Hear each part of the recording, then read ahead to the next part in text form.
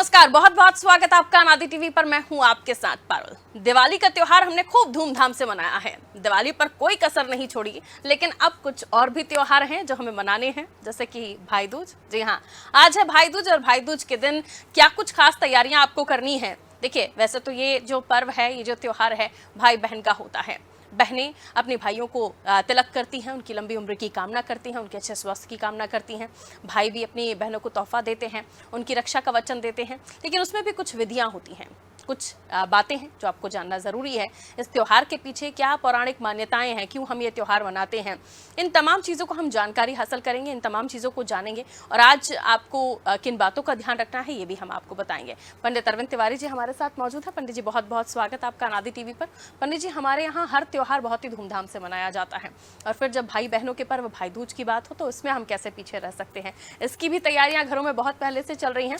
बहनें कई बार अपने भाइयों के घर जाती हैं, भाई कई बार अपनी बहनों के यहाँ जाते हैं। वैसे तो ज़्यादातर जो भाई हैं वही टीका कराने जाते हैं, लेकिन इसके पीछे भी हमें पता है, जैसे कि हर बार हम आपसे जानकारी लेते हैं कि आखिर इसके पीछे पौराणिक महत्व क्या है, क्यों हम ये त्यौहार मनाते हैं, इसके पीछे क्या वजहें हैं, क्या हमारे शास्त्र बताते हैं। बिल्कुल, अनादि टीवी के सभी दर्शकों को मेरा बहुत बहुत नमस्कार और आज का भाई दूज के पर्व की बहुत बहुत शुभकामनाएं। बिल्कुल, देखिए, हमारे यहाँ जितने भी तीज और त्यौहार होते हैं उन सब के पीछे कोई ना कोई कारण अवश्य होता है। और हमारे पुराने ज़माने में जो हमारे ऋषि मुनि थे, जो कि सबसे बड़े वैज्ञानिक थे, उन्होंने, आप देखिए कि बहुत बड़े बड़े त्यौहार इस महीने में ख़ास तौर से चतुर्मास में रखे हैं, जो कि देव शयनी एकादशी से देव उठनी एकादशी के बीच में अमूमन सारे तीज त्यौहार हमारे मन जाते हैं। और आप देखिए कि दीपावली, जो कि 5 दिवसीय त्यौहार है, जिसकी शुरुआत धन त्रयोदशी यानी धनतेरस से होती है, अगले दिन नरक चतुर्दशी होती है, फिर दीपावली होती है, फिर अन्नकूट होता है, और 5वें दिन जो है वो भाई दूज का त्यौहार होता है। भाई और बहन के प्रेम का त्यौहार होता है। देखिए, इसके पीछे की बहुत सारी कथाएं हैं। सबसे बड़ी कथा तो यम और यमुना के बीच की हैं। देखिए, भगवान यम जो हैं वो नर्क के देवता माने जाते हैं, तो उनके सामने जितने भी लोग आते थे वो सब नारकीय जीवन जिया करते थे। अच्छा, वो भी बड़े परेशान हो गए थे कि जो भी आता है सबको दंड देते हैं, या तो किसी को कढ़ाई वाले तेल में डाल देते हैं, किसी को आग में जला देते हैं। तरह तरह के प्रकार से जो उन्होंने पाप किए होते हैं उसके अनुसार उनको जो है दंड प्राप्त होता है। बहुत परेशान हुए। एक बार नारद जी ने और एक बार उन्होंने भगवान ब्रह्मा से प्रार्थना की कि प्रभु, ये नारकीय जीवन से मुक्ति कैसे मिलेगी, माने मैं यहाँ पे रहूँ तो भी मेरे को इस प्रकार से कष्ट ना हो। तो भगवान ने कहा कि एक बार आप अपनी बहन, जो कि धरती पर बह रही हैं यमुना के स्वरूप में, आप उनसे एक बार मिल के आए। तो वो अपनी बहन यमुना से मिलने गए।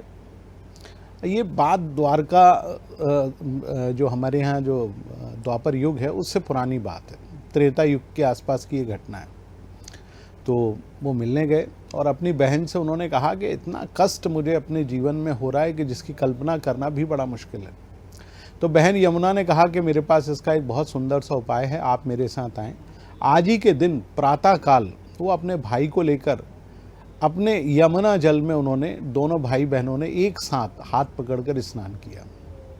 तो जैसे ही उन्होंने स्नान किया, उनको बहुत राहत मिली। ऐसा लगा कि शायद उनके ऊपर से बहुत बड़ा बोझ जो है वो उतर गया है। इसके बाद वो अपने घर लेकर आई। हमारे यहाँ प्राचीन काल में परंपरा थी कि जो भी अतिथि घर आता था, चाहे वो भाई हो, बहन हो, माता हो, पिता हो, सभी के पैर जो है, हमारे जो अतिथि होते थे उनका पैर सभी धुलाते थे। तो बहन ने अपने भाई के पैरों को धुलवाया और उनको एक लकड़ी के पट्टी के ऊपर बिठाया, और साथ ही उन्होंने क्या करा कि आटे के घोल के, जो चावल का आटा होता है उसके घोल के, उनके सामने एक मोड़ा रखा, जो कि लकड़ी का, जिसको आप कह सकते हैं कि जिस पर हम बेंच कह सकते हैं, टेबल कह सकते हैं, उस पर उन्होंने एक सफ़ेद कपड़ा बिछाया और उसके शंखवाकार, जो छोटा सा शंख होता है, उसके आकार के उन्होंने मोल टाइप में बनाए। 5 उन्होंने वो बनाए। इसके बाद हर चीज़ 6 की संख्या में उन्होंने ली।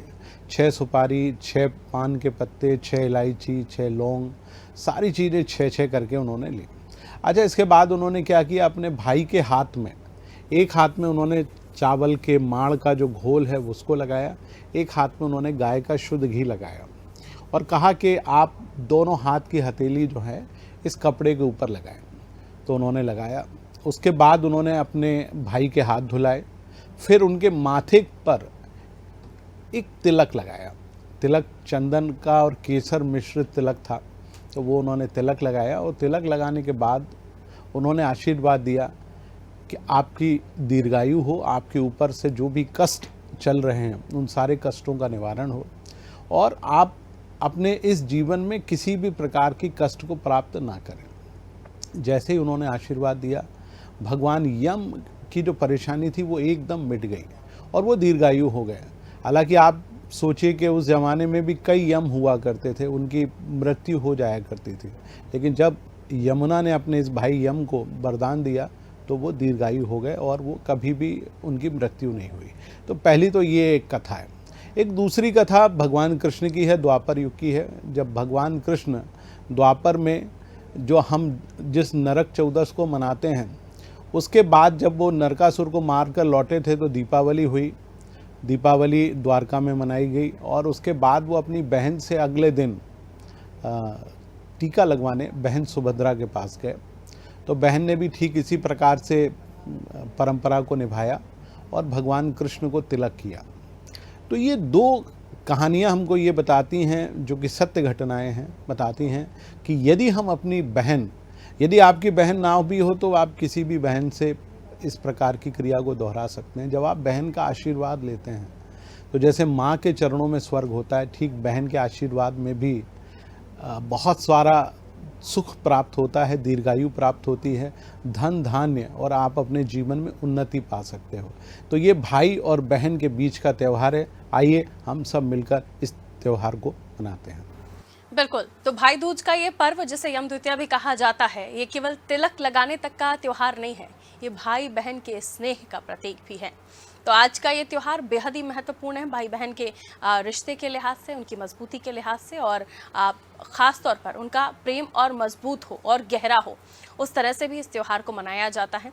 तो आइए शुरुआत करते हैं आज के इस कार्यक्रम में। हम आगे किस तरीके से आपको क्या कुछ करना है, देखिए, क्योंकि हर परंपरा को अगर हम सही तरीके से मनाते हैं, हर रिवाज को हम सही तरीके से करते हैं तो उसका फल ज़रूर मिलता है। और आज कुछ खास भी होने जा रहा है, क्योंकि आज हमें पंडित जी बताएंगे कि भाई दूज पर आपको किन बातों का ध्यान रखना है। पंडित जी, वैसे तो तिलक लगाने तक का ही पता होता है लोगों को, लेकिन ये भी कहा जाता है कि जब आप पहले पूजा अर्चना करें, भगवान की आरती करें, उनसे भी अपने भाई के लिए प्रार्थना करें, उसके बाद तिलक करें। ये भी कहा जाता है कुछ चीज़ों का पालन करना चाहिए। आपकी थाली में क्या कुछ होगा वो भी हमारे दर्शकों को बताएं, खासतौर पर वो बहनें जो अपने भाई का तिलक करने वाली हैं। और उसके साथ साथ हमारे दर्शकों को ये भी बताइए, क्योंकि कई बार कुछ जो करने हम जा रहे हैं उनमें कुछ गलतियां भी हो जाती हैं, कभी आरती पहले हो जाती है, कभी तिलक बाद में हो जाता है, कई लोगों का ऐसे होता है। तो ये थोड़ा सा हम ये भी जानकारी दे दें साथ ही। और तिलक करने के साथ साथ क्या वो किसी मंत्र का उच्चारण कर सकती हैं, जिससे अगर वो भगवान से अपने भाई के लिए कुछ मांग रही हैं तो वो उनकी मन्नत पूरी हो जाए? बिल्कुल, आपने बहुत सुंदर और बहुत सारे प्रश्न पूछे हैं, मैं सबका एक एक करके जवाब देता हूँ। देखिए, सबसे पहले तो आप आज के दिन, यदि आप भाई हैं तो अपने घर आप अपनी धर्मपत्नी माता से कह दें कि आज हम घर का बना हुआ भोजन नहीं करेंगे। आज के दिन भोजन हमको केवल और केवल अपनी बहन के हाथ का करना है, चाहे वो छोटी हो या बड़ी हो। यदि आपकी एक से ज़्यादा बहनें हैं तो कोशिश करिए कि आप सभी बहनों को एक जगह एकत्रित कर लें।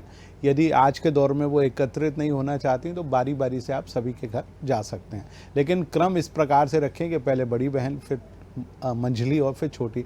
आजकल बहुत कम बहन भाई होते हैं, तो एक या दो ही होते हैं, तो आप आराम से जा सकते हैं। तो सबसे पहले इस प्रकार से करें। आज के दिन बहनें अपने भाई का पैर धुलाती हैं, तो ये एक परंपरा है जो कि हमारे उसमें लिखी गई है। हालांकि भाई अपनी बहन के पैर छूता है क्योंकि वो शक्ति की स्वरूपा होती है, लेकिन ये भी एक परंपरा है कि आज के दिन यदि आप पैर नहीं छुलवाना चाहते तो उनसे कहें कि वो एक डब्बे से या लोटे से उनके पैरों पर जल डाल दें और आप अपने हाथ से अपने पैरों को स्वतः ही शुद्ध कर लें। शुद्ध करने के पीछे की परंपरा ये है कि आपके पैर में पुराने ज़माने में जो नकारात्मक ऊर्जा होती थी, हम कई बार कई जगह से होकर आते थे, तो वो ऊर्जा हमारे साथ हमारी बहन के घर ना जाए, तो उससे हमको बचने की आवश्यकता है। दूसरा सबसे महत्वपूर्ण चीज़ कि आप को एक प्रकार से शुद्धता की प्राप्ति हो, इसलिए भी पैर धुलाए जाते हैं। तदुपरांत आप आपकी बहन आपको जो है एक लकड़ी के पट्टी के ऊपर बिठाए। लकड़ी के पट्टी के ऊपर बिठाने के पीछे का तात्पर्य ये होता है कि हम जो आशीर्वाद दे रहे हैं अपने भाई को, उस आशीर्वाद को इंद्र ना ग्रहण कर ले, क्योंकि इंद्र हर प्रकार की पूजा पाठ को ग्रहण कर लेते हैं। इसके बाद आप एक थाली बनाएं। थाली में आप चंदन थोड़ा सा ले लें, पीला चंदन, संभव हो तो केसर उसमें थोड़ा सा मिला लें। केसर मिश्रित चंदन लगाया जाता है। इसके बाद आप अक्षत यानी चावल ले लें। इसके बाद आप अपने भाई को थोड़ा सा हल्दी ज़रूर रखें। हल्दी का तिलक भी आज लगाया जाता है। इसके बाद आप अक्षत रखें, पुष्प रखें, लाल रंग के पुष्प रखे जाते हैं। इसके साथ पान का एक बीड़ा रखा जाता है। पान जो लगा हुआ पान होता है, जैसा आपके भाई साहब खाएं, यदि वो जर्दा खाते हैं तो जर्दे वाला पान ले लें, नहीं तो सादा या मीठा पान ज़रूर रखें। तदुपरांत आप एक कपड़ा ले लें, एक चौकी ले लें, और उसके बाद आप भाई को एक चौकी पर बिठाएं, उनके सम्मुख एक दूसरी चौकी रखें और उनके हाथ पर चावल का माड़ बाएं हाथ पर और दाएं हाथ पर घी, गाय का जो शुद्ध घी है वो दोनों लगाएं और उनसे कहें कि इसको आप इस प्रकार से पट्टे के ऊपर, सफ़ेद कपड़े के ऊपर आप अपने हाथ का छापा दे दें।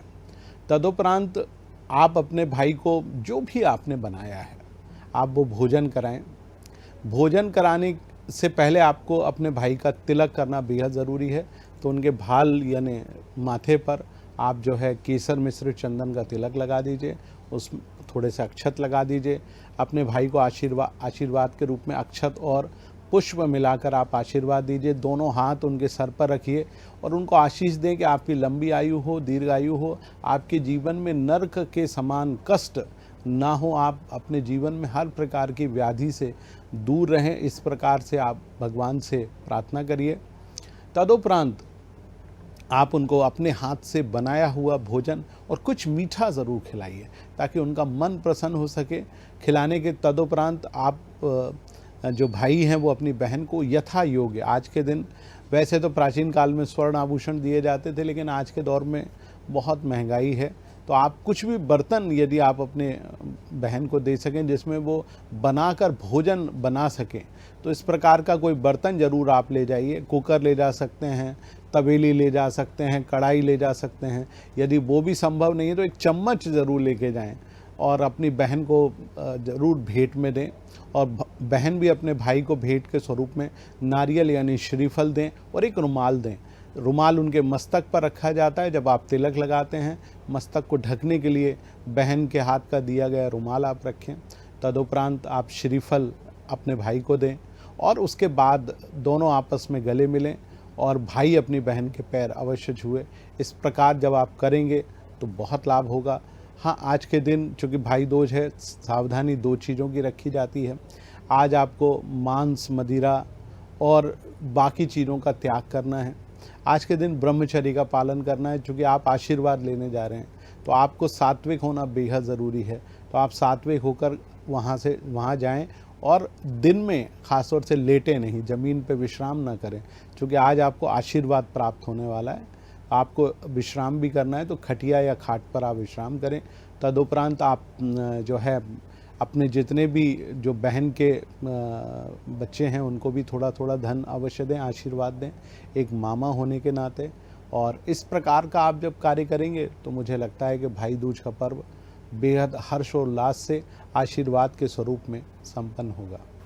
बिल्कुल, और रीति रिवाज, जब परंपराएं, इन सब को साथ लेकर चलिए तो हर त्योहार खुशहाल भी होता है और वो सफल भी होता है। पंडित जी ने बहुत ही अच्छे से आपको विधि बताई है और सारी चीज़ें आपको बहुत डिटेल में बताई हैं। आपको इस बात का ध्यान रखना है। पंडित जी, ये तो हो गई उन बहनों भाइयों की बात जो एक दूसरे के घर आ जा सकते हैं, लेकिन उन बहनों को भी आपको कुछ बताना पड़ेगा जो यहाँ है, या तो उनका फॉरेन में ससुराल है या उनके भाई फॉरेन में रहते हैं। अब वो बेचारी कैसे अपने भाई का तिलक करेंगी? रक्षाबंधन पर हम राखियाँ भेज देते हैं, यहाँ से तिलक तो भेजा नहीं जा सकता, तो ये पूजा होगी कैसे? यानी ये त्योहार वो ऑनलाइन वाली बहनें कैसे मना पाएंगी? देखिए, ऑनलाइन का तरीका जो है बहुत साधारण है। मैं आपको दो तरीके बताए देता हूँ कि सबसे पहले तो आप वीडियो कॉल पे अपने भाई को जो समय है, जिस समय आप तिलक लगाना चाहती हैं उस समय पे जोड़ लीजिएगा। अब यदि आपकी माताजी जीवित हैं तो आप कहें कि वो अपनी माँ से तिलक लगवा लें, या उनकी बिटिया हो आपके भाई की, तो वो अपनी बिटिया से बहन के स्वरूप में तिलक लगवा लें।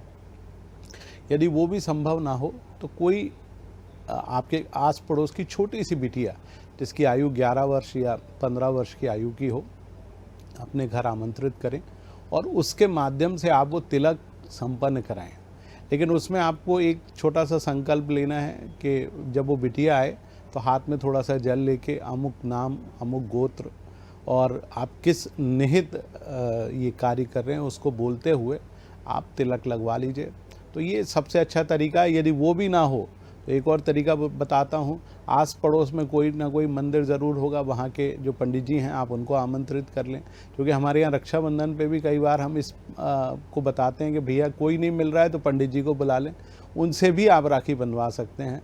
तो ये भाई दूज में भी किया जा सकता है कि आप पंडित जी को बुलाएं, उनसे तिलक लगवा लें और आप भाई दूज का ये शुभ पावन पर्व मना सकते हैं।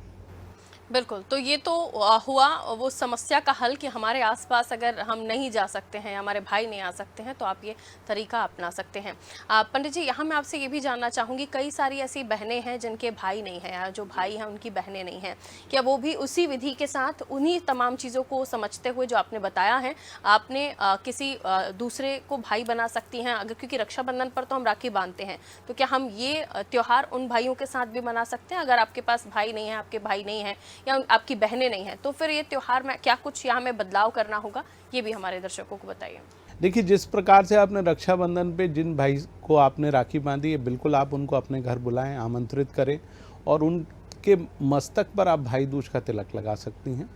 उदाहरण के तौर पर यदि मान लीजिए आप भाई दूज पर उस शहर में ना हो और आपको ये त्यौहार मनाना है, तो उसका बहुत अच्छा तरीका है, किसी भी मंदिर में आप चले जाएं जहां पर भगवान कृष्ण या भगवान राम का मंदिर हो या किसी भी देवता का जिसको आप मानते हो, तो आप, चूँकि उनके मस्तक पर लगाना तो संभव नहीं है, लेकिन एक थाली सजाकर आप जाएं, छोटी सी थाली जिसमें 4-5 चीज़ें, अक्षत है, अक्षत यानी चावल है, हल्दी है, केसर है और सिंदूर है। तो आप ये 4-5 चीज़ें ले जाएं, थोड़ा सा पुष्प ले जाएं, एक नारियल ले जाएं, भगवान को दूर से यूँ छिटकते हुए अपने भाई का नाम लेते हुए कि मेरा अमुक भाई है, उसके नाम से मैं आपको तिलक लगा रही हूँ और ये तिलक जो है मेरे भाई तक ज़रूर पहुँचना चाहिए। तो इस प्रकार जैसे हम भाई को तिलक लगाते हैं, वैसी सारी क्रियाएं हम मंदिर में भगवान के सम्मुख दोहरा के भगवान को प्रणाम करके, चूँकि हम आज के दिन जब हम पूजा अर्चना करते हैं, भाई दूज का त्यौहार मनाते हैं, तो हम उसको ईश्वर तुल्य मानते हैं।